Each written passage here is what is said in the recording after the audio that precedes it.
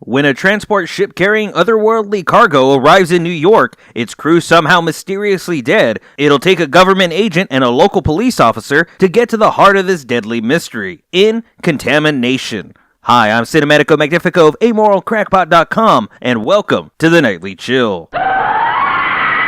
Contamination from writer-director Luigi Cozzi is a fairly odd bit of sci-fi horror. The movie itself is fairly innocuous. In fact, it's largely forgettable. It's a sci-fi movie that isn't all that interested in delivering a science fiction narrative. It's a horror movie that isn't all that interested in delivering on scares or even a general sense of dread or uneasiness. And unlike many other Italian horror films of the era, it's not very stylish outside a few key shots. Though, like many Italian horror movies, Contamination doesn't have so much a story as it does a paper-thin plot that rationalizes a series of loosely connected scenes that play out in a longer, slower fashion than absolutely necessary. That said, Cozzi's slow burn mystery that actually unfolds in its entirety is a much welcome change of pace from the non-mysteries that plague Italian horror movies. The mystery of the alien cargo, which is incredibly ridiculous in presentation, danger, and purpose, is at the heart of the movie. The movie opens with it, the main characters focus on it, and it keeps the movie trotting slowly but steadily forward until the main characters, and us the audience, finally get the answers we've been searching and waiting for. Now, stating that a movie has a respectable purpose and direction seems like faint praise,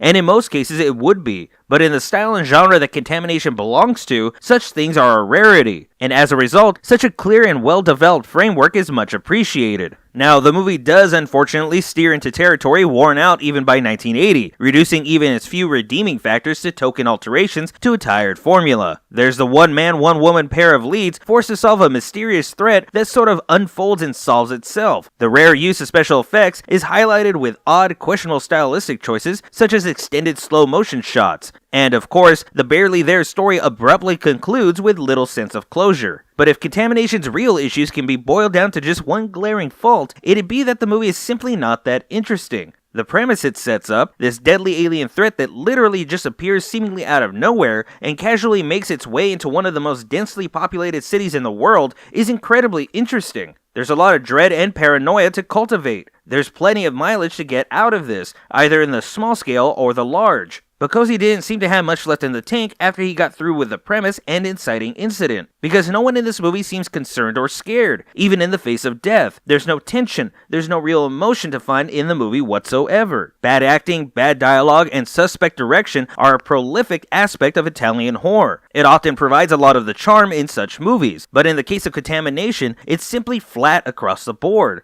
It's almost as if no one, Cozzi included, cared about the final results. It really does feel as if everyone involved with the movie were satisfied with phoning in a day's work, all day, every day. And it's a shame because there's such a good core to be found at the heart of Contamination. But unless you're running low on options, you'd be fine by skipping this one. Contamination is a no-chill. That's going to do it for us tonight on the Nightly Chill. If you enjoyed this video, be sure to like, subscribe, and follow, and also be sure to leave me any questions, comments, suggestions for future reviews, and maybe even discuss today's movie at greater length. And as always, this video is brought to you in part by our viewers. If you'd like to learn how to support this and other projects, please visit amoralcrackpot.com or check the description below. But until next time, y'all need to make like a tree and get out of here.